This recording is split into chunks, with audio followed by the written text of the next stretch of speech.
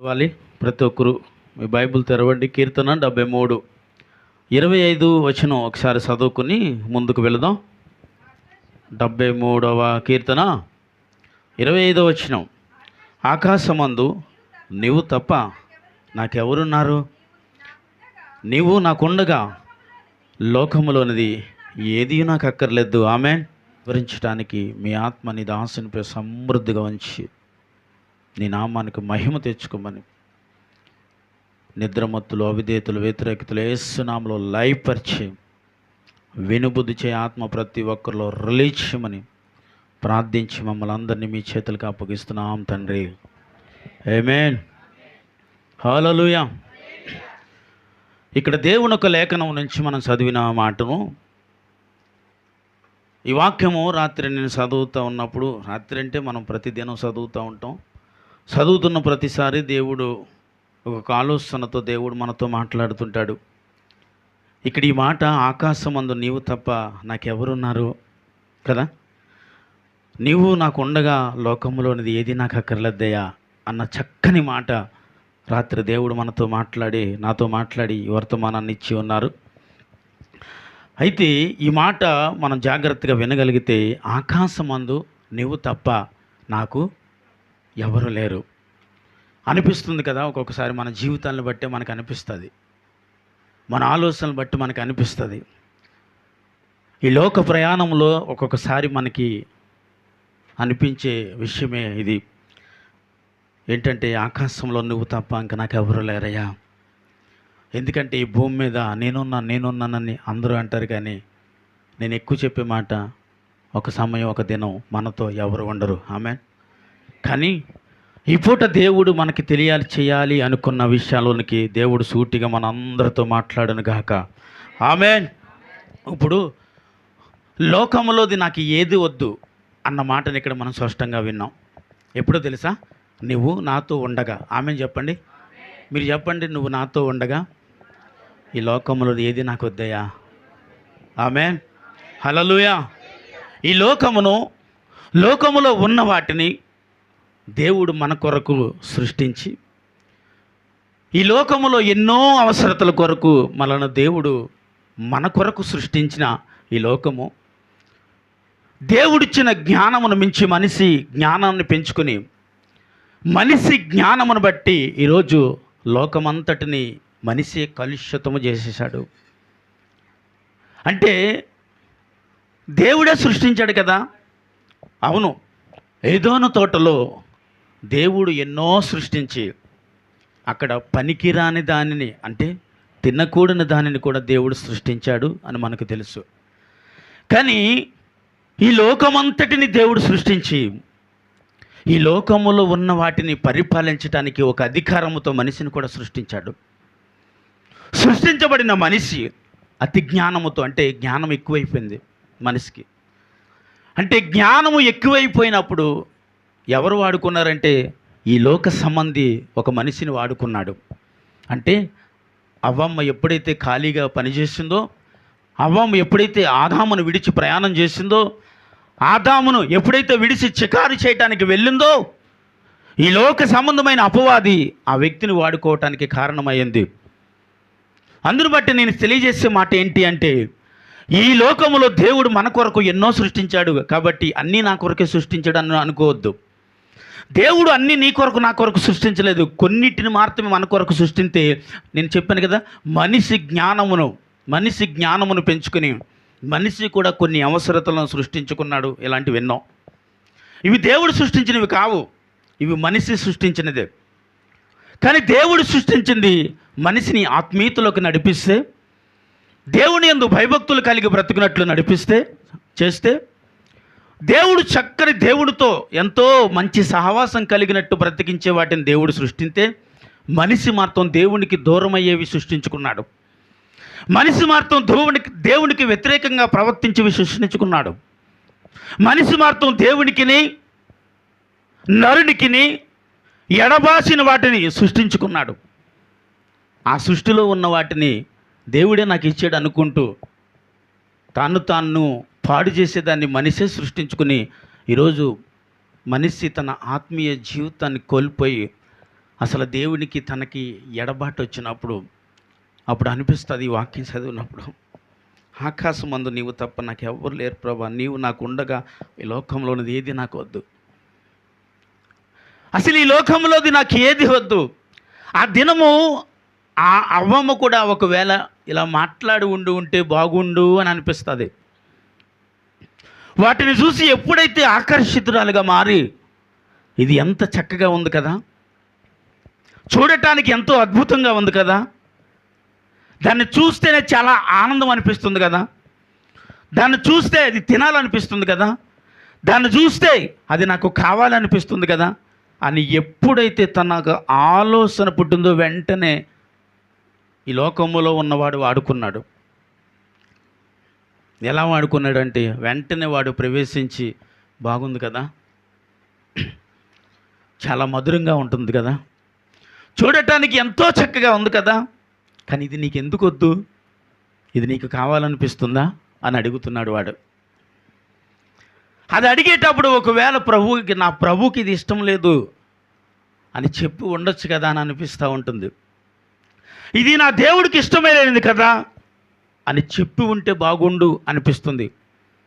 కానీ మనిషి తన జ్ఞానాన్ని అనగా తనకు వివేచనను కోల్పోయి ఏదైతే మాట్లాడుతుందో దానిని విని ఇది బాగుంది అని ఎప్పుడైతే తన ఆలోచనకు వచ్చిందో దేవుని సన్నిధినే కోల్పోయింది. దేవుడు సన్నిధిని వారు కోల్పోయారు. దేవుడు ప్రణాళికను వారు కోల్పోయారు. దేవుని ఉద్దేశమును వారు కోల్పోయారు. దేవుని సన్నిధి నుంచి వారు వెలుపుటికి వెళ్ళిపోయారు. అంటే ఏ దోను తోటలోంచి బయటికి నెట్టివేయటం అంటే దేవుని సన్నిధి నుంచి బయటికి నెట్టివేయబడ్డారు. ఎందుకంటే వారు పాపము చేయువాడిగా పిలువబడ్డారు దేవుని దృష్టిలో. హల్లెలూయా. ఎందుకయ్యా అలా జరిగింది అంటే వారు ఏది కోల్పోయారండి చెప్పాలి? వివేచన కోల్పోయారు. వివేచన అంటే గ్రహింపు శక్తిని కోల్పోయారు. గ్రహింపు శక్తి అంటే అది దేవుడు మనకు అనుగ్రహించిన గొప్ప వరం. ఆమేన్. మనిషి ఎప్పుడైతే గ్రహింపు శక్తిని కోల్పోతాడో తను ఏం చేస్తున్నాడో తనకు తెలియదు. ఎప్పుడైతే ఆ గ్రహింపు శక్తిని తను కోల్పోతాడో ఏం చేస్తున్నాడో తనకు తెలియదు, ఎలా చేస్తున్నాడో తనకు తెలియదు, కానీ చెయ్యాలి. ఎందుకంటే అది దేవుడి జ్ఞానము కాదు బిడ్డ. ఈ లోక సంబంధమైన జ్ఞానము, ఈ లోక సంబంధమైన విషయాలను ఈ లోకములో పనిచేస్తున్న అపవాది వాడికి ఇచ్చే ఒక ప్రేరేపణ ఏంటంటే బాగుంది, ఇది దేవుడిచ్చిందే కదా, ఇది దేవుడు సృష్టించిందే కదా అని మనిషితో మాట్లాడేస్తూ ఉంటాడు వాడు. ఆ రోజు అవ్వమ్మతో కూడా అలాగే మాట్లాడాడు కదా, ఈరోజు మనతో కూడా అలాగే మాట్లాడుతూ ఉంటాడు. ఇది బాగుంది అనిపించేటట్లు, ఇది నా కొరకే దేవుడిచ్చాడు అన్నట్లు, ఇది దేవుడు నా కొరకే సృష్టించాడు అన్నట్లు అనిపించేస్తూ ఉంటుంది. ఒక్కొక్కసారి నాకు అనిపించింది, ప్రభువా ఆకాశమందు నువ్వొక్కడవే, ఇంకా నాకు ఏమి వద్దు, ఇంకా నాకు ఏది వద్దు ప్రభా, నువ్వుంటే నాకు చాలు అనే ఈ మాటను విని ప్రతిసారి మనకు అనిపించాలి. ఒకవేళ అలా అనిపిస్తే ఈ లోకంలో ఉన్న దాన్ని దేనిని నువ్వు కోరవు. ఆమెన్. తల్లి వరలక్ష్మి దేవునికి స్తోత్రం చెప్పాలా. హల్లెలూయా. ఈ లోకంలో ఉన్నది నాకు ఏది వద్దు ప్రభా, నువ్వు ఉంటే నాకు చాలు. ఆమెన్. హల్లెలూయా. కానీ ఈ లోకంలో ఉన్నవి అన్నీ ఎవరు సృష్టించారంట? ఏమండి? దేవుడు సృష్టించాడు. దేవుడు సృష్టించినవేమో దేవుడితో ఆత్మీయత నేర్పిస్తుంది.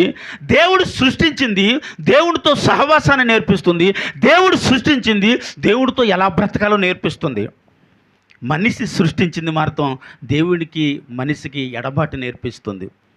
మనిషి సృష్టించింది దేవునికి తనకు దూరాన్ని చూపిస్తుంది. మనిషి సృష్టించింది దేవునితో ఎలా ఉండకూడదో, లోకంతో ఎలా ఉండాలో నేర్పిస్తుంది. అంటే ఈ లోక సంబంధమైన వాటిలో ఒకవేళ మనిషి ప్రయాణం చేసినప్పుడు నేను అంటాను, వారు వివేచన కోల్పోయినట్టు వారు. హల్లెలూయా.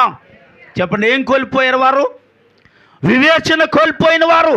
వివేచన కోల్పోయిన సమయంలో వారు దేవుడు సృష్టించిన దానిని జ్ఞాపకం చేసుకోరు, లోక సంబంధమైన విషయాన్ని మాత్రమే జ్ఞాపకం చేసుకుంటారు. వివేచన కోల్పోయిన క్షణంలో అవ్వమ్మతో సర్పము మాట్లాడేటప్పుడు అవును చాలా బాగుంది అనిపించింది. హల్లెలూయా. ఈరోజు మనిషి అలాగే ప్రతిదానిని చూసి బాగుంది అని ఎప్పుడైతే ఆలోచన చేస్తాడో తన వివేచన కోల్పోయారు.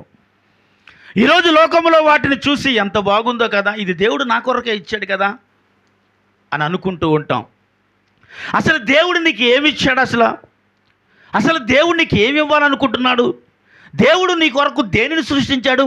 ఈ లోకం అంతటిని సృష్టించాడు. లోకములో ఉన్న వాటిని ఎన్నో ప్రకృతి సంబంధమైన, అంటే మనిషిని ఆనందపరిచేది, మనిషిని సంతోషపరిచేది, ఆ మనిషి సంతోషముతో దేవుడితో ఆనందించేదానిని దేవుడు మనకిచ్చాడు.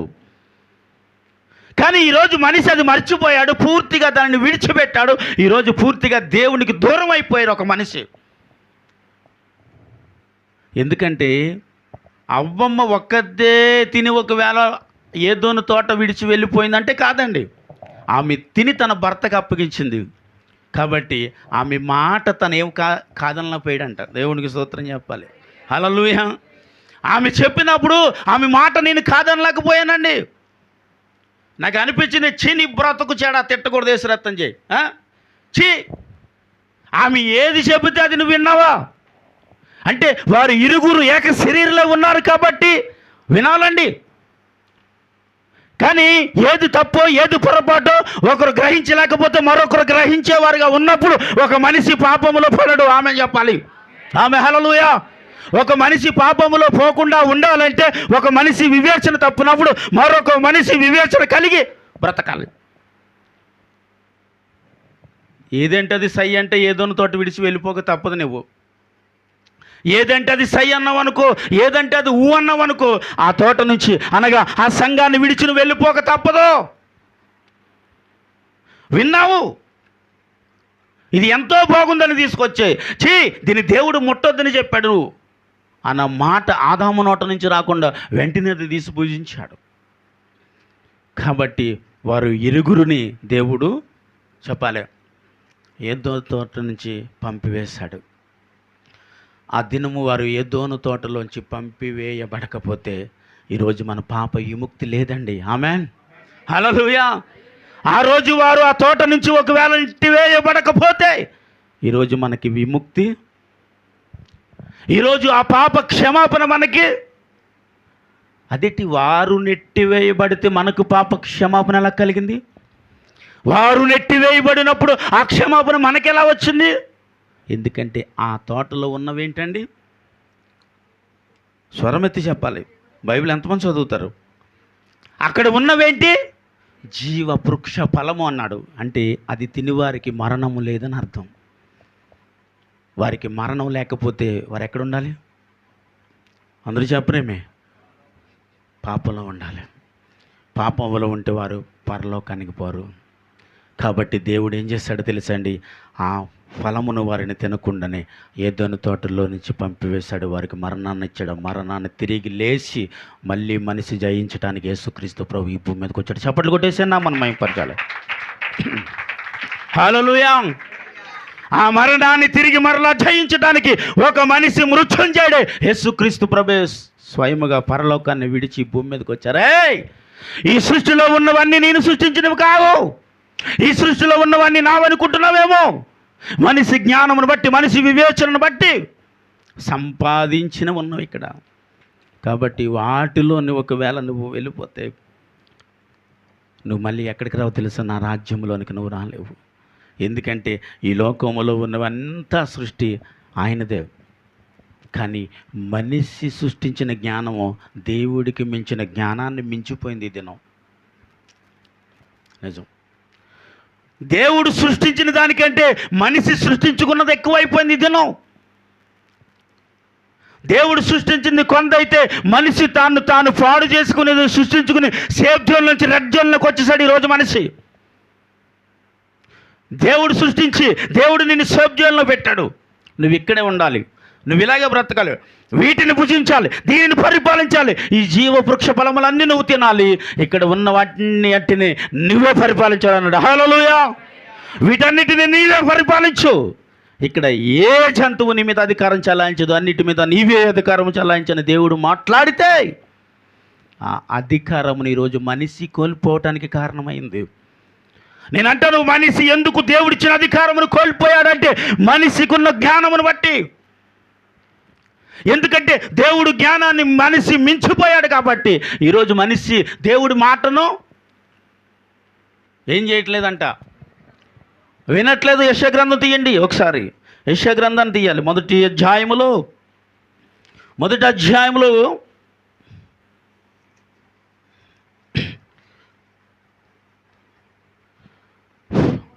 2వ వచనం ఒకసారి చదువుదాం. యెహోవా మాట్లాడుచున్నాడు, ఆకాశమా ఆలకించుము, భూమి సెవియొగ్గుము. నేను పిల్లలను పెంచి గొప్పవారిని చేసిదిని, వారు నా మీద తిరగబడి ఉన్నారు. చాలు. చెప్పండి, దేవుడు ఎవరికి మొర్ర పెడుతున్నాడు ఇప్పుడు? ఏమి? దేవుడు ఈ సృష్టి అంతటిని సృష్టించిన తర్వాత దేవుడు మాట్లాడిన మొదటి వ్యక్తి ఎవరు? ఏమండి? ఆదాము. దేవుడు ఆదాముతో అవ్వమ్మతో మాట్లాడాడు. దేవుడు తన మనసు ఇప్పి వారితో పంచుకుని ఎంతో చక్కని జీవితాన్ని గడిపే ఆ మనిషి తన అవిధేతనంటే తన జ్ఞానాన్ని ఎప్పుడైతే మించిపోయాడో మనిషితో దేవుడు మాట్లాడట్లేదు. ఎవరితో మాట్లాడుతున్నాడు ఇక్కడ? ఆకాశము ఆలకించుము, భూమి సెవియొగ్గుము, నేను పిల్లలను పెంచి గొప్పవారిని చేసిదిని, వారు నా మీద తిరగబడి. ఆకాశము విను, భూమి విను, చెవియొగ్గు. ఈ వీరిని ఎవరు ఎవరు కని ఉన్నారు? ఎవరు పెంచారు? నేనే కని నేనే పెంచి పెద్ద చేశాను, కానీ వీరు నా మీద తిరగబడి ఉన్నారు. అంటే దానికి అర్థం ఏంటంటే వీరు నా మాట, దేవుడు మాట వీరు వినక ఎవరితో మొర్ర పెడతా ఉన్నాడంటే దేవుడు సృష్టించిన ఆకాశముకు భూమికి మొర్ర పెడుతున్నాడు. దేవుడు సృష్టించిన తర్వాత మనిషితో మాట్లాడే దేవుడు ఈరోజు మనిషే దేవుడి మాట వినక ఆకాశముకును. దీనికి అర్థం బాగా అర్థమయ్యేటట్టుగా మీకు చెప్పాలంటే, కొన్ని ఇళ్లలో భార్య భర్తతో, భర్త భార్యతో కొన్ని విషయాలు పంచుకోరండి. పక్కింటోళ్ళతో పంచుకుంటారు. భర్త భార్యతో చెప్పదు, భార్య భర్తతో చెప్పడు. కొన్ని విషయాలు వీరు పంచుకోరు, పక్కింటోళ్ళతో పంచుకుంటారండి. నేను అంటాను అది కరెక్ట్ అయిన పని కాదు. నీ కుటుంబ విషయంలో, నీ బిడ్డల విషయంలో, నీ భర్త విషయంలో, నీ భార్య విషయంలో ఒకరికొకరు మాట్లాడుకోవాలి. ప్రతి విషయం మీరు మాట్లాడుకోవాలి. మీ మధ్య ఎప్పుడు ఏముండకూడదు? ఏముండకూడదమ్మా? కదండి. దాపరికం లేకుండా ఒక మనిషి ఎప్పుడు బ్రతుకుతాడు? చెప్పండి కరెక్ట్గా. ఆల్రెడీ వస్తారు కదా. ఐకమత్యంగా ఉన్నప్పుడు మంచిది. రెండోది, వారి ఒకరికొకరు పవిత్రముగా బతికినప్పుడు చప్పట్లు కొట్టాలి. వారికి ఒకరికొకరు పవిత్రముగా బ్రతుకుతూ ఉన్నప్పుడే వారి మధ్యన ఏముండదు అంటే ఇక దాపరికం ఉండదు. ఎందుకంటే వారి దగ్గర దాయాల్సిన అవసరం ఇంకేమీ ఉండదు. ఉన్నది ఉన్నట్టు భార్యతో మాట్లాడతాడు, ఉన్నది ఉన్నట్టు భర్తతో మాట్లాడుతుంది. కాబట్టి వారి మధ్యన ఏముండదు ఇంకా. కాబట్టి వారి మధ్యన ఇంకో విషయం కూడా ఉంటుంది. ఏంటో తెలుసా? ఎప్పుడు వారి మధ్యన గొడవలు కూడా ఉండవు. స్తోత్రం చెప్పాలి. హల్లెలూయా. ఎందుకు ఉండవయ్యా అంటే తాను చెప్పాలనుకున్నది తన భర్తతో చెబుతుంది, తాను చెప్పాలనుకున్నది తన భార్యతో. కాబట్టి వారి మధ్యన ఇప్పుడు మీకు అర్థమయ్యేలా చెప్పాలని. కాబట్టి మీ విషయాలలో కూడా కొన్ని ఇలా ఉండకూడదు. నేను మా ఆవిరికి చెప్పనండి, నేను మా భర్తకి చెప్పనండి అని అనొద్దు. అన్నీ ఒకరికొకరు చెప్పుకోవాలి. కుటుంబం అంతా కలిసి కూర్చోవాలి. కుటుంబం అంతా కూర్చుని భోజనం చేయాలి.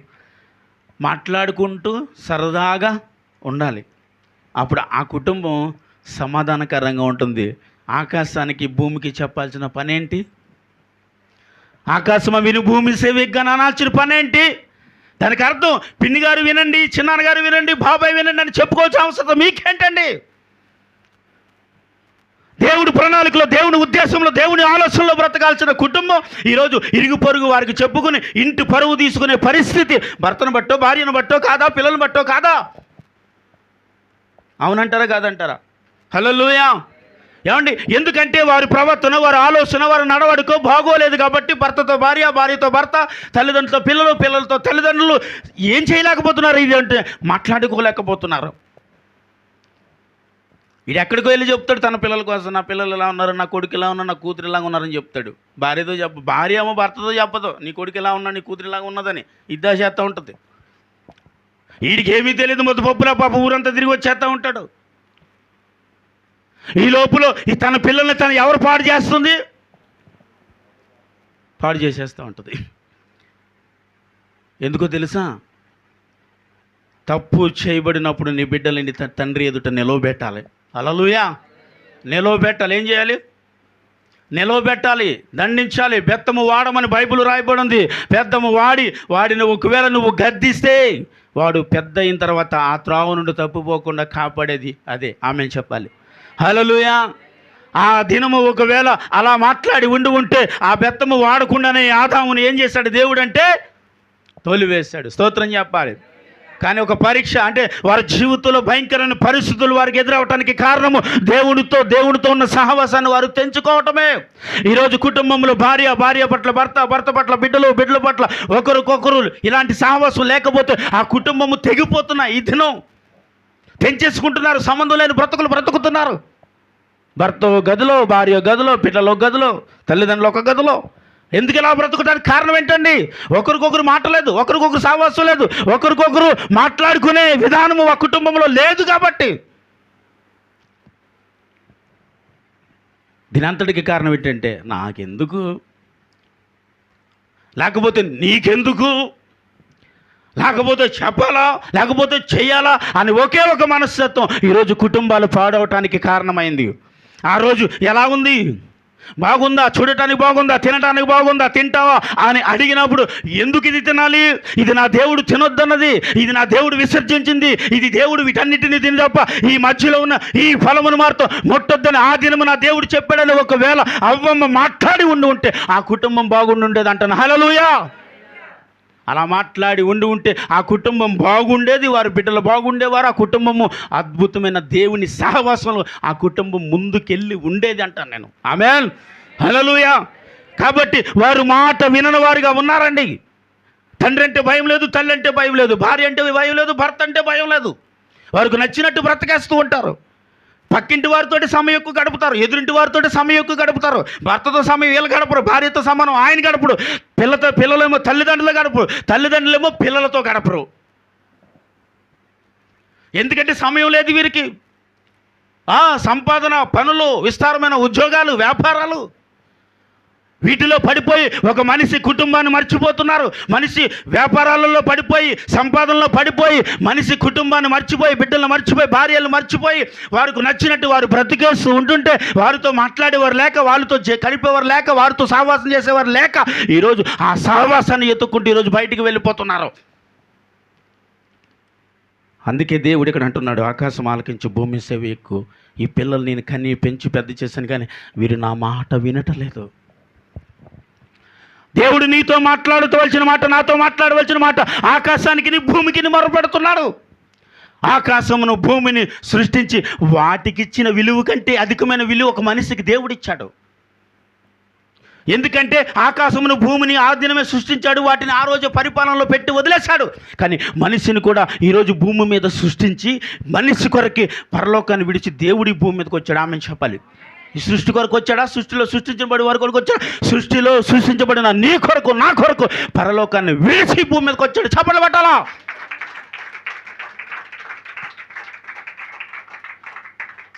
ఈరోజు ఆ దేవుడు మన కొరకే స్వయంగా ఈ భూమి మీద రావడానికి కారణం ఏంటంటే, నేను అన్నాను మనిషి సేఫ్ జోన్ నుంచి ఎక్కడికి వచ్చాడండి?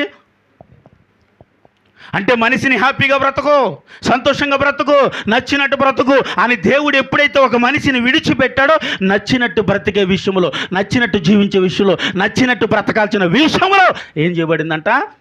చెప్పాలి. మనిషి దేవునికి పూర్తిగా దూరం అయిపోయాడని చెప్పండి. హల్లెలూయా. ఏ విషయంలో దేవుడు దూరం అయిపోయాడు? ఏ విషయంలో దేవుడికి మనిషి దూరం అయిపోయాడు చెప్పాలండి? ఎందుకంటే నువ్వు నచ్చినట్టు బ్రతుకొని దేవుడు విడిచిపెట్టడం వల్ల ఈరోజు మనిషి పాడైపోయాడు. ఆ దినము వారి ఇరుగురు కలిసి పని చేస్తున్న సమయంలో ఆదాము కష్టపడి పని చేసుకుంటున్నాడండి. కష్టపడి పని చేయవలసిన పని ఏమీ లేదు.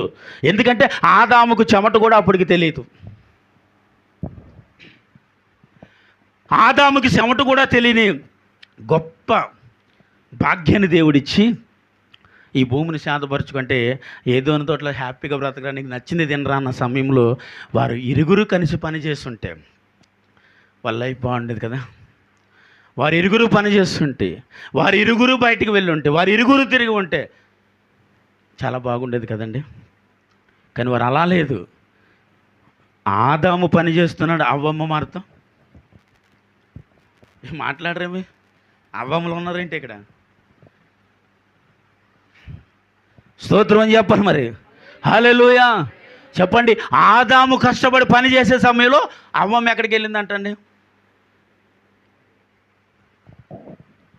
చక్కగా చూసొద్దాం. ఇదంతా దేవుడు సృష్టించిందే కదా, ఇదంతా మన కొరకు సృష్టించింది కదా, ఇది అసలు మనదే కదా, ఇదంతా చూసుకుని బ్రతికేమన్నాడు కదా దేవుడు. ఈ సృష్టిలో ఉన్నది ఎవరి కొరకు సృష్టించాను? ఓ నీ కొరకే అని దేవుడు అన్న ఒకే ఒక మాట కదా, ఇది మనదే అనుకుందంతే. అనుకుని ఆదామును విడిచిపెట్టి వెళ్ళింది కాబట్టి సాతాను చేత వారు ఏం చేయబడ్డారు? ఖచ్చితంగా. ఒకవేళ భార్య భర్తల మధ్యన కూడా ఇలాంటి ఒక్కొక్క రోజు సమాధానం లేని పరిస్థితి ఉన్నప్పుడు ఎవరు వాడుకుంటారో తెలిసే వాళ్ళని అండి. ఖచ్చితంగా ఒక్కొక్కసారి వీరు దెబ్బలాటలో గొడవలో ఏదో జరిగి వారు ఎడబాచి బ్రతకేటప్పుడు వారిద్దరిని వాడుకునేది వాడే వాడుకుంటాడు. ముందు ఆడే వస్తాడు. దేవుడి కంటే ముందుండేవాడు వాడే. నీ ఎనుక నడిచేవాడు వాడే. ఎందుకు వాడు వెనకే ఉంటాడని నేను అంటున్నానంటే, ఎక్కడ దొరకబోతావా అని ప్రయత్నం వాడు చేస్తూ ఉంటాడు. చెప్పండి. అయ్యో మరి అలాంటిటప్పుడు దేవుడు ఏం చేస్తాడండి? దేవుడు మనతోనే ఉంటాడు దేవుడు. కానీ దేవుడికి నీ మీద నా మీద ఒక నమ్మకం ఉంది బిడ్డ. ఆమెన్ చెప్పాలి. ఆమెన్. దేవుడికి నీ మీద నా మీద ఏముంది? ఆ నమ్మకం లేకపోతే యోబు చుట్టూ ఉన్న కంచెని దేవుడు ఎందుకు తీస్తాడు? నమ్మకం ఉంది కాబట్టి. ఆ నమ్మకం ఉన్నది కాబట్టి యోబు పట్ల దేవుడికి ఎలాంటి నమ్మకమో ఎలాంటి విశ్వాసం ఉంటేనే కానీ అలాంటి భయంకరమైన సాతానుతో పీడింపబడటానికి యోబు చుట్టూ ఉన్న కంచె తీయాల్సిన అవసరం దేవుడికి ఏముందండి? ఎందుకంటే యోబు పట్ల దేవుడికి ఏముంది చెప్పండి సార్? నమ్మకం ఉంది. ఆమేన్. ఈ మాట వినేటప్పుడు నాకు చాలా హ్యాపీగా ఉంటుంది. ఎందుకంటే భర్త భార్యను నమ్మదు, భార్య భర్తను నమ్మదు, తల్లిదండ్రులు పిల్లలు నమ్మరు, పిల్లలు తల్లిదండ్రులు నమ్మరు. కానీ మనల్ని మాత్రం దేవుడు నమ్ముతున్నాడే. ఆమేన్. హల్లెలూయా. మనల్ని మాత్రం దేవుడు నమ్ముతున్నాడు. దేవుడు నమ్ముతున్నాడు కాబట్టి కొన్ని బాధ్యతలు నీకు ఇచ్చాడు. దేవుడు నమ్ముతున్నాడు కాబట్టి సాతానుగాడు వచ్చి మాట్లాడుతున్నప్పుడు ఆ యోబు చుట్టూ ఉన్న కంచి తీయడానికి దేవుడు అంగీకరించాడు. ఎందుకంటే యోబు పట్ల దేవుడికున్నది నమ్మకం. ఆమేన్ చెప్పండి. హల్లెలూయా. ఏముంది చెప్పాలి? నమ్మకం ఉంది. నమ్మకం ఉంది కాబట్టి యోబు కోసం సాతాను వచ్చి దేవుడితో మాట్లాడుతున్నప్పుడు, నా యోబు ఎలాంటి వాడు తెలుసా? ఈ దేశంలో యథార్థవంతుడు, నీతిమంతుడు, న్యాయవంతుడు. దేవుడు సాక్ష్యం చెప్తున్నాడండి. ఆ మాటలు చదివేటప్పుడు చాలా హ్యాపీ అనిపిస్తూ ఉంటుంది. ఎందుకంటే అక్కడ మాట్లాడేది మనుషులు కాదు, అక్కడ మాట్లాడేది నీ కొరకు నా కొరకు. ఎవరో పక్కింటి వ్యక్తి కాదు, ఎదురింటి వ్యక్తి కాదు, మనకెవరో తెలుసున్న వ్యక్తి అసలు కాదు. ఎవరు మాట్లాడుతున్నారు? ఆమేన్. హల్లెలూయా. మనతో ఎవరు మాట్లాడుతున్నారంటే దేవుడే స్వయముగా సాతానుతో మాట్లాడుతూ నీ మీద ఉన్న నమ్మకాన్ని సాతానుతో దేవుడు మాట్లాడుతున్నాడు. నువ్వు కంచి తీసి నేను కంచి తీసినా, ఒకవేళ యోబుకి నేను కంచె వేయకపోయినా యోబుతో నా ఒక సహవాసంలో యోబు ఉన్నాడు కాబట్టి యోబు పట్ల నువ్వు ఎలాంటి క్రియలు నువ్వు జరిగించినా యోబు నన్ను మాత్రం దూషించడు. స్తోత్రం చెప్పాలి. హల్లెలూయా చెప్పండి. యోబు నన్ను ఏం చేయడు? దూషించడు. ఎందుకంటే యోబు పట్ల ఎవరికి నమ్మకం ఉంది? ఇప్పుడు యోబు పట్ల తన భార్యకే నమ్మకం లేదు. స్తోత్రం చెప్పండి. ఉందా నమ్మకం? నమ్మకం అంటే ఓరి దుర్మార్గుడా, ఇంకా ఇదేం బతుకు, నీ బతుకు చచ్చిపో అని ఎందుకు అంటుంది? ఏముందిరానా ఇంకా అయినా దేవుడు శుద్ధిస్తున్నా నువ్వు? ఆస్తులు కోల్పోయి, అంతస్తులు కోల్పోయి, స్నేహితులు కోల్పోయి, బిడ్డలు కోల్పోయి, శరీరంలో ఉన్న అవయవాలలో అన్నిటిలోని స్వస్థత లేకుండా బ్రతుకుతున్నా. ఒక్కసారి దేవుడిని దూషించి చచ్చిపో అన్నదంటే ఆవిడకైనా నమ్మకం ఉందా? కానీ యోబు మీద ఎవరికి నమ్మకం ఉంది? ఆమేన్ చెప్పాలి. హల్లెలూయా. అంటే మన మీద ఎవరికి నమ్మకం ఉంది? చాలా హ్యాపీగా ఉంది కదా ఇలా వింటుంటే. దేవుడికి నా మీద నమ్మకం ఉంది.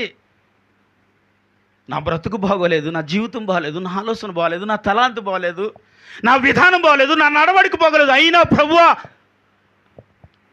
నీ నమ్మకాన్ని నా మీద ఉంచావు. ఆమేన్, హల్లెలూయా. ఎందుకంటే ఒక నమ్మకం ఉంచబడిన వ్యక్తి కొరకు దేవుడు ఎక్కడి నుంచో దిగి వస్తాడని చెప్పడానికంటే పరలోకం నుంచో దిగి వచ్చాడండి. స్తోత్రం చెప్పాలి, హల్లెలూయా. మనం అంటుంటాం కదా, ఆయ్ నీకు ఏది కావాల్సిన నేను ఉన్నాను, నువ్వు ఏది ఏ సమయంలో నువ్వు ఫోన్ చేసినా నేను వస్తాను. ఏంటి ఎక్కడున్నా వస్తాను. ఒకవేళ ఫోన్ చేసి చూడు, ఒకవేళ నీకు అందుబాటులో ఉన్నా ఎక్కడో ఉన్నానంటాడు, దూరంగా ఉన్నానంటాడు, రాడు. ఒకవేళ దగ్గరలో ఉన్నా సరే ఈ సమయం చూసి టైం చూసేమంటాడు, అర్రే నేను ఇక్కడ ఉంటే తప్పకుండా వచ్చింది, నేను ఎక్కడున్నాను, మిమ్మల్ని అనుకోను పోని నేను అనుకుంటాను, అర్రే కాకినాడలో ఉన్నాను ఇప్పుడు నేను ఎలా రాను. వద్దులండి అంత దూరం నుంచి ఈ టైంలో మీరు ప్రయాణం చేయటం. ఎవరంటారు ఈ మాట? సహాయమును కోరిన వ్యక్తి అంటారండి. కానీ మనిషి ఆలోచన ఏంటండి, మనిషి విధానం ఏంటిది? కానీ సహాయం కోరితే అర్ధరెత్తలేదు, అవరెత్తలేదు. ఎందుకంటే ఇశ్రాయేలును కాపాడువాడు కొనకడు, నిద్రపోడు. చప్పట్లు కొడదామా? ఇశ్రాయేలును కాపాడు దేవుడు ఏం చేయడు అంటే అర్థం ఏంటండి? అనుక్షణమును మనలను కాపాడుతున్నాడు, కన్ను పెట్టి చిన్నాడు. స్తోత్రం, హల్లెలూయా. అనుక్షణమును దేవుడు ఏం చేస్తున్నాడండి? యెషోబు గారు ఏం చేస్తున్నాడు? కాపాడుతున్నాడు. అనుక్షణమును మనలను పిలిస్తే బయటకు వచ్చేస్తున్నాడు. ఊరుకొండ ఎప్పుడు వచ్చాడు? చాలాసార్లు పిలిచాను, రాలేదు. ఏమ్మ రాహేలమ్మ నువ్వు పిలిస్తే మరి రాత్రి వచ్చాడుగా, రాకపోతే నువ్వు చచ్చిపోదుగా. ఎవడో నమ్మకపోతే నీకేంటమ్మా, మనకేంటి? మనం ఎవరిని నమ్మాలి? మనల్ని ఎవరు నమ్మాలి? మరి దేవుణ్ణి నమ్మావు కాబట్టేగా ఆ రాత్రి ప్రార్థించావు, దేవుణ్ణి నమ్మావు కదా ఆ రాత్రి ఏడ్చావు, దేవుడిని నమ్మావు కాబట్టే కదా ఆ రాత్రి ప్రభు నీ చచ్చిపోతున్నానయ్యా అని అడిగితే పరిగెత్తుకుని ఎక్కడి నుంచి వచ్చాడు? ఇప్పుడు రావటం ఏంటంటే ఎప్పుడు మనతో ఉంటాడు. స్తోత్రం చెప్పాలా, హల్లెలూయా. అయ్యగారికి ఎలాంటి మాటలు వస్తాయంటే వచ్చి ఎప్పుడు వచ్చేయండి బాబు, ఇప్పుడు ఏం లేవులే, సడన్గా వచ్చింది, ఏమనుకోవద్దు. హల్లెలూయా. అంటే దేవుడు ఇప్పుడు ఎవరైనా నమ్మాడు ఇక్కడ? ఆ మాట చెప్పడానికి అంత ఆలస్యం చేస్తారేంటి? దేవుడు ఎవరు నమ్మాడంటే నన్ను నమ్మాడని చెప్పండి. కానీ ఆత్మారావు గారు ఆమె చెప్పండి ధైర్యంగా. దేవుడు ఎవరిని నమ్మాడంటే నన్ను నమ్మాడు. నమ్మి నీకేమిచ్చాడు? ఏమిచ్చాడమ్మా? ఇంత గొప్ప చెప్పాలా, ఇంత గొప్ప రక్షణ ఇచ్చాడని రాయబడి ఉంది. రక్షణ అంటే ఏంటి? రక్షణ అంటే చచ్చిపోయిన తర్వాత ప్రభు దగ్గరికి వెళ్తాం కదా, అదండి. కాదే నీ మొఖం. రక్షణ అంటే మనిషిని కాపాడేదని ఏమంటాం? చెప్పు. నీ భర్త నీకేంటి? నా మొఖం అండి. ఈయన రక్షణ ఏంటండి అంటావు? ఈయన రక్షణ ఏంటంటావా? అంతేనా? ఏం రక్షణ ఇది? భౌతిక సంబంధమైన విషయంలో చచ్చిపోయే వరకు నీతో ఉంటాడనే రక్షణ అది. ఆమె హల్లెలూయా. అది నమ్మకపోతే చాలామంది నమ్మట్లేదండి. కాబట్టి వాళ్ళ మధ్యన ఏముంటాయి? నమ్మితే ఏముంటుంది, నమ్మకపోతే ఏముంటుంది అంటే అన్నీ కోల్పోయిన తర్వాత నీ బతుకు ఎందుకు వచ్చిన బతుకు, చచ్చిపో. ఏం చేసి అన్న యోబు భార్య గుర్తొస్తుందండి. ఒకవేళ అంతగా నమ్మకపోతే చిచ్చి దేవుడు నాచమాడుతూ వస్త్రహీనుడైపోయి ఏం చేస్తా ఉన్నావు అని అవమానపరిచిన మేఘాలు గుర్తుకొస్తుంది. వాళ్ళ బతుకు చెడ, ఆమె దరిద్రపు జీవితాన్ని బైబిల్లో చాలా చండాలంగా ఉంటుంది. కాబట్టి అలాంటి జీవితం ఆడదానిలో ఎప్పుడు ఉండకూడదు. స్తోత్రం చెప్పాలి, హల్లెలూయా. అలాంటి జీవితం ఆడదానిలో ఎప్పుడూ ఉండకూడదండి. ఎలా ఉండాలంట చెప్పమేమమ్మా, చెప్పండి. నా ముఖం చూస్తే ఏం తెలుస్తుందమ్మా? అబ్రహాముని సారమ్మ ఏమందంట? అప్పుడు మీరు ఏమవుతారంట? మీకు పిల్లల కుదిరని రాయబడి ఉంది. ఆమె చెప్పండి. అంతే, అదే రక్షణ. ఆమేన్, హల్లెలూయా. అంటే ఒక తల్లి ఒక తండ్రి తన యవ్వన కాలం వచ్చిన తన కుమార్తెని ఒక అయ్య చేతిలో పెట్టదాం కదా. పెట్టేటప్పుడు ఏమంటాం అంటే దీన్ని రక్షణ అంటాను నేను. ఆమె రక్షణ. ఎందుకంటే అప్పుడు వరకు రక్షణ ఎవరు? తల్లిదండ్రి. అయిపోయిన తర్వాత ఎవరు? భర్త. కాబట్టి ఆ రక్షణ మనతో ఉన్నప్పుడు ఆ రక్షణను మనను కోల్పోకూడదు. అంటే కోల్పోవడం అంటే మన నోటి మాటతో అవ్వమ్మల తీసుకొచ్చి అప్పగిస్తే కోల్పోతాం. అప్పగించకూడదు. ఏం చేయాలి చెప్పాలండి? దేవుడికి మన మీద ఉన్న నమ్మకాన్ని బట్టి ఇచ్చాడు ఇది. ఆమెను చెప్పండి హల్లెలూయా. దేవుడికి మన మీద ఉన్న నమ్మకాన్ని బట్టి ఏమి ఇచ్చాడు? ఇప్పుడు ఈ ప్రకృతి సంబంధమైన విషయాలలో దేవుడు నిన్ను నిలవబెట్టి ఈ ప్రకృతిలో ఎన్నో సృష్టిలో సృష్టించినవన్నీ నీ కొరకైనా బిడ్డ హ్యాపీగా బ్రతకన్నాడు. ఆమేన్ హల్లెలూయా. మనిషి హ్యాపీగా బ్రతకమన్న ఒకే ఒక కారణం దేవుడికి మనిషి దూరం అయిపోవడానికి కారణమైంది. సోదరులు చెప్పాలి హల్లెలూయా. మనిషి దేవుడికి దూరం అయిపోవడానికి కారణం దేవుడు మనిషిని స్వేచ్ఛగా వదిలేయటమే. హల్లెలూయా. నాకు అనిపిస్తుంది, ఎందుకు ప్రభా ఒక మనిషిని ఇలా వదిలేస్తావు? ఎందుకు ప్రభా ఒక మనిషి స్వేచ్ఛగా బ్రతకడానికి కారణమయ్యా నువ్వు? ఒక మనిషిని నువ్వేం చేయాలి? కంట్రోల్లో పెట్టాలి. ఒక మనిషిని నువ్వేం చేయాలి? బాగు చేయాలి. ఒక మనిషిని నువ్వేం చేయాలంటే అనుక్షణము కాపాడి వాడే ఉండి ఆ ఒక మనిషిని అలా స్వేచ్ఛగా పాపానికి విడిచిపెట్టక ప్రభా ఈ యందు భయభక్తులతో ఉండాలి. చమని వెళ్ళా. ఒక మనిషిని స్వేచ్ఛగా వదిలితేనే పాడైపోతాడండి. అది నీ కొడుకైనా నీ కూతురైనా సరే ఓకే చెప్పాలి. అది నీ కూతురు కావచ్చు, నీ కొడుకు కావచ్చు.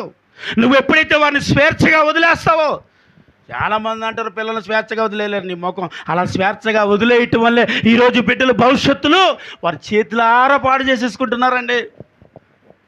మనిషిని స్వేచ్ఛగా వదలటం వల్లే అవ్వమ్మ తన జీవితాన్ని పాడు చేసుకున్నదే కాక ఆదామును కూడా పాడు చేసేసింది. నాకు అప్పుడప్పుడు అనిపిస్తుంది, స్వేచ్ఛగా వదలకూడదు వారిని. ఏం చేయాలి? మనిషి కష్టమేంటో వారికి తెలియాలి.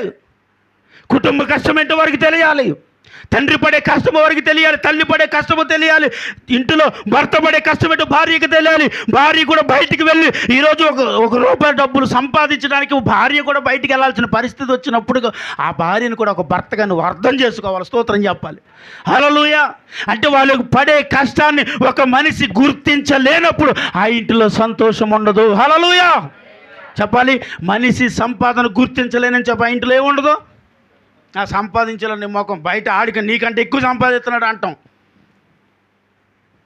ఉన్న దాంట్లో హ్యాపీగా బ్రతకటం అప్పుడే తెలియదు. మనిషి కోల్పోతాడండి. ఎందుకంటే ఎదుటి వారిని చూసి అంటారండి వీరు. ఏమని? ఆ పక్కింటిని చూడండి, నీకంటే ఎక్కువ సంపాదిస్తున్నాడు, నువ్వేం సంపాదించు నీ ముఖం అంటాం. ఒకవేళ ఇటువైపు ఇంకా ఉద్యోగం చేసే భార్య ఇంకా ఎక్కువ సంపాదించింది అనుకో, పాపం ఈమె ఏ కూలి పని చేసి నెలకు 2-3 వేలు సంపాదించింది ఏమంటారు? ఆమె ఉద్యోగం చేసింది నువ్వు సంపాదించి 2,000కే. ఆ కుటుంబాలు అందుకే సమాధానాన్ని కోల్పోతున్నారు. అందుకే దేవుని యందు యథార్థంగా వారు బ్రతకలేకపోతున్నారు. యథార్థంగా బ్రతకలేకపోతే వీరి మధ్యన సహవాసం లేకపోతే సంఘముతో సహవాసాన్ని కోల్పోతారు, సేవకులతో సహవాసాన్ని కోల్పోతారు, దేవునితో సహవాసాన్ని కోల్పోతారు. ఎందుకంటే దేవుడిలో ఉన్న యథార్థతను ఒక మనిషి కోల్పోతే అన్నీ కోల్పోయినట్టే. దేవుని దగ్గర యథార్థమైన జీవితాన్ని, దేవుని దగ్గర జీవించి అద్భుతమైన సహవాసాన్ని మనిషి ఎప్పుడు కోల్పోతాడో ఈ ప్రపంచంలో నువ్వు ఏది సాధించినా వ్యర్థమే. వ్యర్థం. నువ్వెంత సంపాదించినా వ్యర్థమే. నువ్వేది సంపాదించినా వ్యర్థమే. నేను అబ్బో నా జీవితం చాలా బాగుందని అనుకున్న నీ జీవితం వ్యర్థమని వాక్యము సొలొమోను అన్నీ సంపాదించేసిన తర్వాత. ఎందుకంటే ఈ బైబిల్ గ్రంథంలో బైబిల్ అంతా తిరిగే చదివితే గొప్ప ధనవంతుడు ఎవరైనా ఉన్నారంటే సొలొమోను అక్కడే. ఎందుకంటే షిప్పుల మీద వచ్చేది బంగారం ఆయనకి. ఆయన భోజన బల్ల చూస్తేనే ఆశ్చర్యపోతాం. అలాంటి ఒక గొప్ప ధనవంతుడు ఎవరో తెలుసా అండి బైబిల్లో? సొలొమోను. సొలొమోను అంతగా ఆశీర్వదింపబడటానికి కారణం ఏంటో తెలుసా? దేవునితో జన జీవితాన్ని అలా గడిపాడు. ఆమె చెప్పండి, అలా గడిపాడు. కానీ అన్నీ సంపాదించాక, అన్నిటినీ అనుభవించేశాక జీవితం అంతా చాలా అద్భుతమైన జీవితాన్ని జీవించిన తర్వాత ఒకే ఒక కారణం ఏంటంటే తనకున్న భార్యలను బట్టో ఉపపత్నులను బట్టో దేవునితో సహవాసాన్ని కోల్పోయిన తర్వాత తన జీవితం అంతా వ్యర్థమని తెలుసుకున్నాడు. ఇంత సంపాదించడానికి కారణం ఏంటంటే సొలొమోను జ్ఞానం అంటే నీ మొగమేం కాదు, సొలొమోను జ్ఞానమేం కాదు, దేవుడిచ్చిన జ్ఞానమే. ఆమె రాయబడిన మాట అక్కడ సొలొమోను జ్ఞానాన్ని చూడడానికి వచ్చిన ఎంతోమంది రాణులు రాజులు కూడా ఎంతోమంది ధనాన్ని ఇచ్చాడంటే, అబ్బో ఆ జ్ఞానం ఎలాగొచ్చిందంటే సొలొమోనుకి ఎక్కడొచ్చింది ఏమా? దేవుడి దగ్గర ఏడిచి ప్రార్థన చేసిన తర్వాత వచ్చింది సొలొమోను జ్ఞానం. లేకపోతే సొలొమోను జ్ఞానం ఉందట అసలు. సొలొమోను జ్ఞానం ఏమీ లేదు, దేవుడి దగ్గర పడి ఏడ్చాడంట. అంటే ఆయనకు ఒక దర్శనంలోని దేవుడు కనిపించాడంట. ఎందుకంటే ఒక దేశానికి రాజు అయిపోయాడు. రాజు అయిపోయిన తర్వాత పరిపాలించడానికి ఏం కావాలి ఒక రాజుకి? ఏమండి చెప్పాలి. చిన్న వయసులోనే పెళ్ళిళ్ళు చేసేస్తుంటే భార్యని ఎలా చూసుకోవాలో భర్తకు తెలుస్తలేదు, భర్తను ఎలా చూసుకోవాలో భార్యకి తెలుస్తలేదు. చిన్న వయసులోనే పెళ్ళిళ్ళు చేసేస్తున్నారు పాపం. ఏమండి అలా అనుకూలత సమయము వయసు వచ్చేసరికి ఎడాకుల్లోకి వెళ్ళిపోతున్నారు. మీరెవరు చూడకపోవచ్చండి, ఎవరినే నేను ఇంతమందిని చూస్తూ ఉంటాను. ఆ వయసులోనే ఇడాకులు అప్లై చేయటం, లేకపోతే ఇడాకుల కొరకు ప్రార్థన చేయండి అంట. నీ దుంపదేగా ఏడుపు వచ్చేస్తుంది ఒక్కొక్కసారి. ఎందుకంటే ఆ వయసు కాదండి, వారికి వివాహం చేసే వయసు కాదు, అది ఆకర్షణకరమైన వయసు అంతే. ఆ వయసులోనే వారు వివాహాలు చేసుకుని వారు ఏమవుతున్నారు చెప్పాలి, వారు సరైన వయసు వచ్చేసరికి అంటే వివాహ సమయం వచ్చేసరికి వాళ్ళు సొలొమోనుకి దేవుడు జ్ఞానం ఇవ్వటానికి కారణం ఏంటంటే ఆ రాజ్యాన్ని పరిపాలించడానికి సొలొమోను దగ్గర ఏమి లేదంటే ఇప్పుడు ఏడ్చాడు, ప్రార్థించాడు. సొలొమోను దగ్గరికి వచ్చి దేవుడు జ్ఞానమును ఇచ్చాడు. ఆమె చెప్పాలి. సొలొమోనుకి ఇచ్చిన జ్ఞానాన్ని ఏంటండి అనేక దేశాల నుంచి వచ్చి చూసిన వారు ఆశ్చర్యపడిపోరంట. ఒక రాణి వచ్చి సొలొమోను దగ్గరికి వచ్చి ఏం చేసిందంటే తెలుసా? ఇక్కడ ఇగో ఇవన్నీ పొద్దుతిరుగుడు పువ్వులు, ఇవన్నీ పొద్దుతిరుగుడు పువ్వులు ఉన్నాయి ఇందులో. మీకు విషయం తెలుసా? ఇందులో అసలైనది ఒకటే ఉంది, ఉన్నవన్నీ కాగితంతో చేస్తారు కదా, ఏమంటారు వాటిని? ఇవన్నీ కాగితముతో చేయబడిన పొద్దుతిరుగుడు పురుగులే. కానీ ఇందులో అస్సలైనది ఒక్కటే ఉంది, నువ్వు కనిపెడితే నీ జ్ఞానం ఏంటో తెలుసుకుంటాను అన్నదంట. మహానుభావుడికి దేవుడిచ్చిన జ్ఞానం అంతా ఇంత జ్ఞానం కాదు. ఎలా కనిపెట్టాడు చెప్పండి? ఎవరది? ఏనుకాతలో ఉన్న వాళ్ళు చెప్పితే ఆ తేనె తీగ అని ఎవరన్నారా? వాళ్ళని వదిలేసి ఉన్న వాళ్ళకి 500 ఇస్తాం. అసలు నేను చెప్పేశాను కదా ముందు మీకు. హల్లెలూయా. ఏం చేశాడు తెలుసా?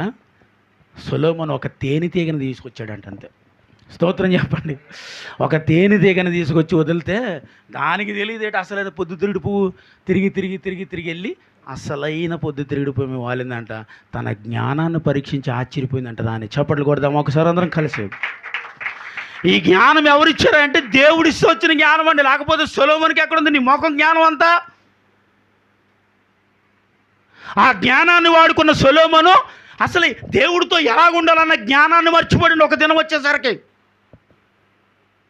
అబ్బో ఇలాగుంటే దేవుడితో ఇలాగుంటుందా, ఇలాగ ఆశీర్వదింపబడతామా, ఇలాగ దీవించబడతామా, ఇలాగ బాగుంటామా, ఇలాంటి కార్యాలు మన ద్వారా జరుగుతాయా అని వివేచన కలిగిన సొలొమోను కూడా ఒక దినము స్త్రీ చెప్పిన మాటను విన్న ఒకే ఒక కారణం తన జీవితం అంతటిని కోల్పోయి అండి సొలొమోను రాయబడిన పత్రిక అర్థం అంటున్నాడు ప్రసంగి రాసి. దేవుడికి స్తోత్రం చెప్పాలి. హల్లెలూయా. ఇంక అన్నీ కోల్పోయి చివరకు ప్రసంగి గ్రంథం రాసి అంటాడంట జీవితం అంతా ఏంటంట. ఇప్పుడు చాలామంది జీవితాలు ఎలాగా ఉన్నాయండి, అన్నీ తెలుసుకునేటప్పటికి కోల్పోయేవన్నీ కోల్పోతున్నాం. దానికి అర్థం ఏంటంటే పొందాల్సిన సమయంలో పొందుకోలేకపోవటం వల్ల. ఎందుకు పొందుకోలేకపోతుందంటే జ్ఞానము లేకపోవటం వల్ల. జ్ఞానం ఎందుకు లేదంటే దేవుడితో ఉండలేని వలన. దేవుడు ఆ జ్ఞానం ఎందుకు పొందలేకపోతున్నావు అంటే అసలు దేవుడితో నువ్వు సహవాసం ఎక్కడ చేస్తున్నావు, ప్రార్థన ఎక్కడ చేస్తున్నావు, ప్రభుతో ఎక్కడ ఉంటున్నావు. ఒకవేళ ఉంటే దేవుడు నీకు ఇచ్చేది సొలొమోనుకి ఇచ్చిన జ్ఞానం అంటే ఆమె చెప్పాలి. హల్లెలూయా. ఒకవేళ అలాంటి జ్ఞానాన్ని కానీ మనకి ఇస్తే ఏం చేస్తామంటే ఇప్పుడు చెప్పండి, సంపాదించే విషయంలో వాడేస్తామండి జ్ఞానం. మనిషికి దేవుడిచ్చిన జ్ఞానాన్ని మించి దేవుడు ఏం చేస్తున్నాడు, మనిషి ఏం చేస్తున్నాడంటే ఆ జ్ఞానాన్ని రెట్టింపు చేసుకుని ఈరోజు మనిషి పాడైపోయాడంటే తన కూర్చున్న కొమ్మను తానే నరికేసుకున్నాడు. చెప్పాలి, తన కూర్చుండే కొమ్మను తానే నరికేసుకుంటే ఏమవుతుందండి చెప్పాలి? పడిపోతామా లేదా? ఈరోజు మనిషి ఆత్మీయ అనే జీవితం నుంచి పడిపోయాడు, అంతే. స్తోత్రం చెప్పాలి. హల్లెలూయా. ఆత్మీయ అనే జీవితంలో నుంచి అయిపోయింది సమయం. కాబట్టి మనిషి తన జ్ఞానాన్ని ఏం చేయాలి ఇప్పుడు చెప్పండమ్మా? దేవుని కొరకు ఉపయోగించాలి. అంటే నేను ఒకే ఒక విషయం చెప్పేసి ఇంక ముగించేస్తున్నాను, సమయం అయిపోయింది.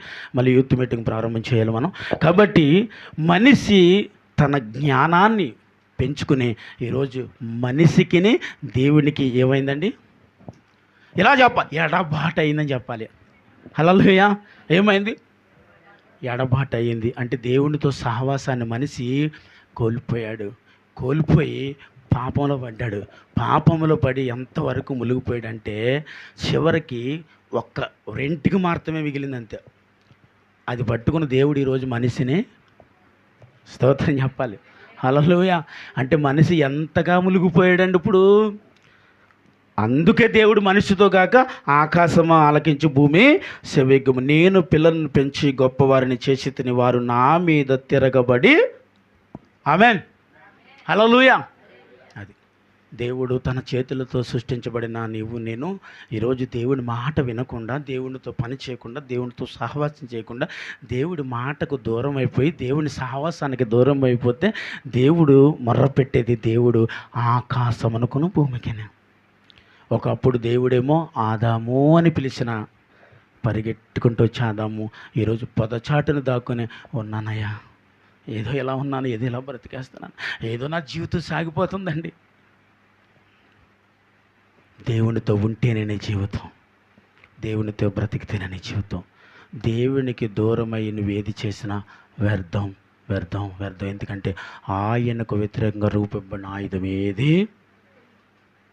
కాబట్టి ఆయనకు వ్యతిరేకముగా కాక ఆయనకి లోబడే వ్యక్తిగా ఒకవేళ నువ్వు బ్రతికితే నిన్ను, నా కుటుంబాన్ని, నీ కుటుంబమును ప్రభువు దీవించును గాక. ఆమేన్. మోకరించండి, సమయం అయిపోయింది. మోకరించండి.